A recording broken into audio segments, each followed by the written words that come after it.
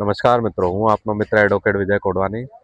તમે ગયા જન્મમાં કોઈ પાપ કર્યા હોય, કોઈને દુઃખી કર્યું હોય, કોઈને ખોટી રીતે હેરાન કર્યા હોય, તો ભગવાને તમને આ જન્મમાં પાપ ભોગવા દુઃખી કરવા માટે તમને કોઈ ના કોઈ રસ્તે કોઈ પણ ટ્રસ્ટનું ટ્રસ્ટી બનાવશે. અને પછી ચેરિટી તંત્રમાં તમારે ધક્કાથી લઈને એવા ધર્મના ધક્કા ખાઈને તમે એટલા દુઃખી થશો કે તમે કહેશો કે ના, આ જન્મમાં હવે મારે આ પાપ ભોગવીને આવતા જન્મમાં હું કોઈ પણ ટ્રસ્ટનો ટ્રસ્ટી થઈશ નહીં. એવી હદ સુધી એટલે હવે આ તંત્રની કામગીરી થઈ રહી છે. કોઈને કંઈ પડી નથી, એટલે મહેરબાની કરીને જો તમારે કોઈને દુશ્મનાવટ હોય, કોઈના જોડે દુશ્મની કાઢવાની હોય, કોઈને બહુ હેરાન કરવું હોય ને, તો એને પ્રેમથી કોઈ પણ ટ્રસ્ટનું ટ્રસ્ટી બનાવી દો.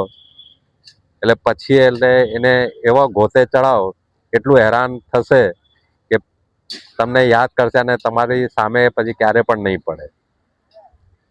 એટલે મહેરબાની કરીને ગુજરાત સરકારને અને લો મિનિસ્ટરને હજી પણ વિનંતી કે ટ્રસ્ટીઓના આ જે કરેલા પાપ હોય તો એને થોડું માફ કરીને એ તંત્રને થોડું સુધારા ઉપર લાવો, ટેકનોલોજી લાવો, ઓનલાઈન પેમેન્ટની કંઈ વ્યવસ્થા કરો.